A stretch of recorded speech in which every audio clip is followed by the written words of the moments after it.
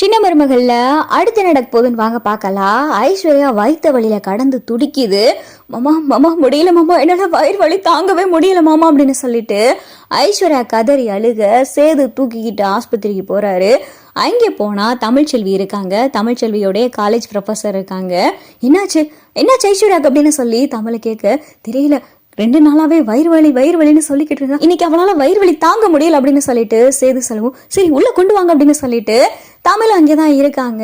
ஐஸ்வர்யாவுக்கு checkup நடந்துகிட்டு இருக்கு. என்னாச்சு ஐஸ்வர்யாவுக்கு அப்படின்னு சொல்லி சேது கேட்க, தெரியல டாக்டர் செக் பண்ணிக்கிட்டு இருக்காங்க, பார்த்துட்டு எதா இருந்தாலும் சொல்லுவாங்க அப்படின்னு சொல்லி தமிழும் வெயிட் பண்ணிக்கிட்டு இருக்கு. ஐஸ்வர்யா வெளியே வருது. ஐஸ்வர்யா இப்ப பரவாயில்லையா அப்படின்னு சொல்லி சேது கேட்க, பரவாயில்ல மாமா, இருந்தாலும் லைட்டா பெயினா இருக்கு அப்படின்னு சொல்லிட்டு ஐஸ்வர்யா சொல்ல, என்ன ஐஸ்வர்யா நீ 2 நாளா வயிறு வலின்னு சொல்லிக்கிட்டு இருக்கே, ஒரு 8 என்கிட்ட சொன்னாதான் என்ன, நான் ஹாஸ்பிட்டல் கூட்டிட்டு போறேன் அப்படின்னு சொல்லிட்டு சேது சொல்ல, இல்ல மாமா சரியாயிரும்னு நினைச்சேன், ஆனா இப்ப வயிறு வலி ரொம்ப தாங்க முடியாம ஆயிருச்சு அப்படின்னு சொல்லி ஐஸ்வர்யா சொல்லிக்கிட்டு இருக்கேல. டாக்டர் செக் பண்ணி பார்த்துக்கிட்டு இருக்காங்க, ஸ்கேன் எல்லாம் எடுத்திருக்காங்க. டாக்டர் என்னாச்சு உங்களுக்கு அப்படின்னு சொல்லிட்டு தமிழ் கேட்க, தமிழ்ச்செல்வி அவங்க உன்னுடைய ஹஸ்பண்டோடைய செகண்ட் ஒய்ஃப் தானே அப்படின்னு சொல்லி டாக்டர் கேட்க, ஆமா டாக்டர், ஏன் அவங்களுக்கு என்ன ஆச்சு அப்படின்னு சொல்லி தமிழை கேட்க, இல்லை தமிழ்ச்செல்வி அவங்களுக்கு கர்ப்பப்பையில புற்றுநோய் இருக்கு அப்படின்னு சொல்லிட்டு டாக்டர் சொல்ல தமிழுக்கு பயங்கரமான அதிர்ச்சி.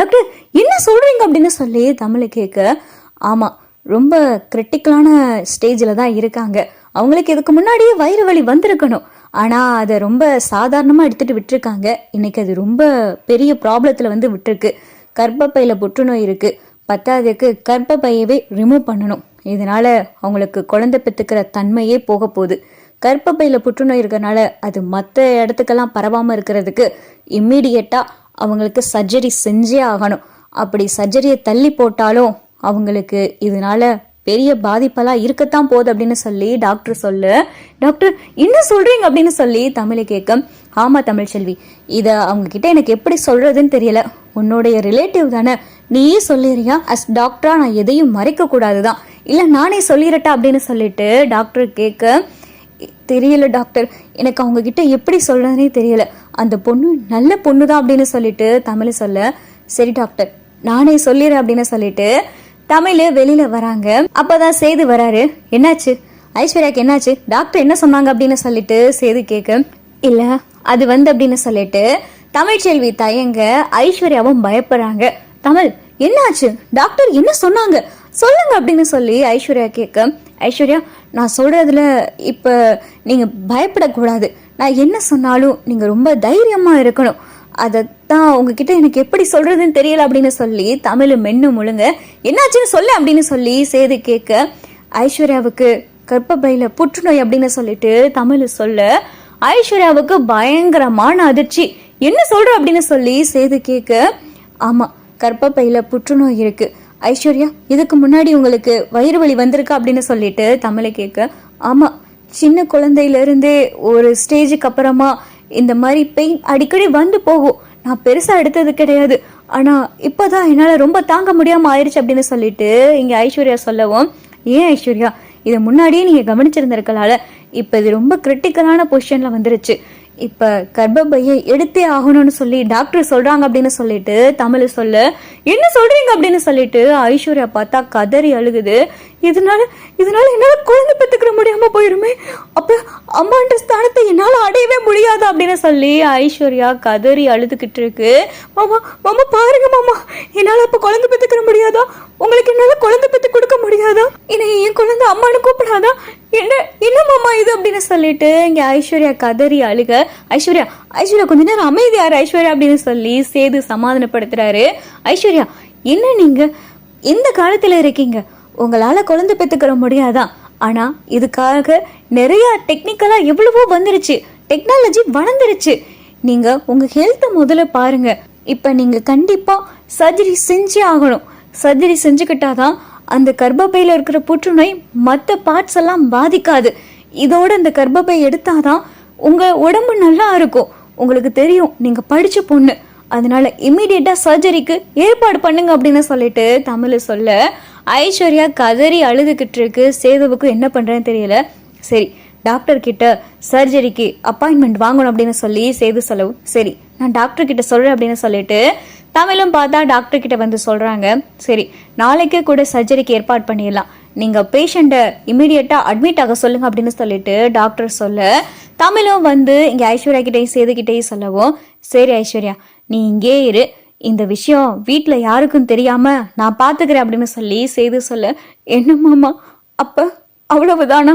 நான் அம்மாவாக முடியாத மாமா, உங்களுடைய குழந்தை வயிற்றுல வளராத மாமா, என்ன மாமா இப்படி ஆயிடுச்சு மாமா அப்படின்னு சொல்லிட்டு ஐஸ்வர்யா அழுக. ஏன் ஐஸ்வர்யா, அதான் உன்னை அம்மானு கூப்பிடுறதுக்கு அழகர் இருக்கால, அப்புறம் என்ன, அழகர் அந்த வீட்டில் இருக்கும் போதெல்லாம் உன்னை அம்மானு கூப்பிடட்டும், இன்னும் கொஞ்ச நாள்ல அழகரை பேச ஆரம்பிச்சிருவான். இதை நினைச்சு எதுக்கு ஐஸ்வர்யா கவலைப்படுற, விடு, இந்த விஷயம் உனக்கு எனக்கு மட்டும்தான் தெரிஞ்சதா இருக்கும், மற்ற வீட்டில் யாருக்கும் இந்த விஷயம் தெரியாது அப்படின்னு சொல்லி சேது சொல்ல சேதுவோடைய இந்த ஒரு நல்ல மனசை நினைச்சு ஐஸ்வர்யா ரொம்ப வருத்தப்படுது. இப்படிப்பட்டவரையா நம்ம பொய் சொல்லி ஏமாத்திக்கிட்டு இருக்கோம் அப்படின்னு சொல்லிட்டு ஐஸ்வர்யா மனசு குற்ற உணர்ச்சியில கடந்து துடிக்குது. மாமா இனி மன்னிச்சிருங்க மாமா அப்படின்னு சொல்லி ஐஸ்வர்யா மனசுக்குள்ளேயே சொல்லிக்கிட்டு இருக்க. சரி ஐஸ்வர்யா நீ இங்கே இரு, நான் வீட்டுக்கு போயிட்டு உனக்கு தேவையான ட்ரெஸ்ஸு, அப்புறம் உன் கூட ஹாஸ்பிட்டலில் இன்னைக்கு ஃபுல்லாக நானே இருக்கேன், அழகரை அங்கே மலர் பார்த்துக்கிறட்டும் அப்படின்னு சொல்லிட்டு சேது சொல்ல, மாமா வீட்டில் கேட்டால் என்ன சொல்லுவீங்க அப்படின்னு சொல்லி ஐஸ்வர்யா கேட்கும். தெரியல ஐஸ்வர்யா, ஏதாவது போய் சொல்லிட்டு வரேன் அப்படின்னு சொல்லிட்டு சேது வீட்டுக்கு வராரு. ஹாலில் ஈஸ்வரியும் சித்ராவும் உட்கார்ந்து இருக்குங்க. என்னப்பா சேது, ஐஸ்வர்யாவை ஹாஸ்பிட்டலுக்கு கூட்டிட்டு போனேன்னு போனேன், என்னாச்சு, ஐஸ்வர்யாவை காணோம் அப்படின்னு சொல்லிட்டு சேது கிட்ட கேட்க, அதுவா சின்னம்மா, ஐஸ்வர்யாவுக்கு உடம்பெல்லாம் சரியாயிருச்சு, அவ வர வழியில ஏதோ அவளுடைய ஃப்ரெண்டை பாக்குறேன்னு சொல்லி இறங்கிட்டா, அவளுடைய ஃப்ரெண்டு கிட்ட பேசிக்கிட்டு இருந்தா, கோயில்ல தான் ஐஸ்வர்யா இருக்கா, நான் வீட்டுக்கு ஒரு ஃபைல் எடுக்கிறதுக்காக வந்தேன் சினிமா, நான் திரும்ப போயிட்டு ஐஸ்வர்யாவை கூட்டிட்டு வந்துடுறேன் அப்படின்னு சொல்லி சேது சொல்ல, அப்படியா சரிப்பா சேது அப்படின்னு சொல்லிட்டு ஈஸ்வரியும் நம்பிடுது. வேகமா சேது உள்ள வராரு.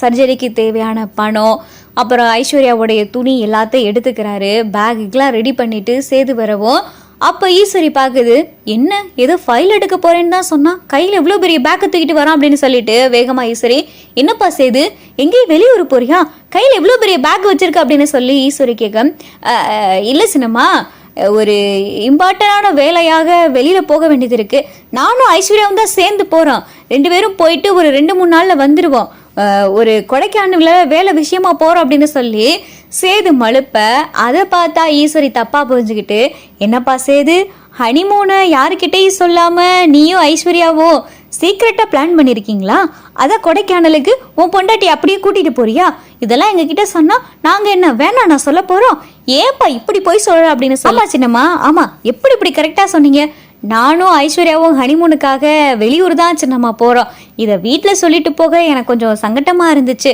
நான் வரத்தட்டிக்கும் அழகரை கொஞ்சம் பார்த்துக்கங்க அப்படின்னு சொல்லி சேது சொல்ல, அதுக்கு என்னப்பா அழகர் இந்த வீட்டு பிள்ளை, நாங்கள் பார்த்துக்குறோம், நீ ஐஸ்வர்யா கூட போய் சந்தோஷமா போயிட்டு வா அப்படின்னு சொல்லி ஈஸ்வரி சொல்லுது.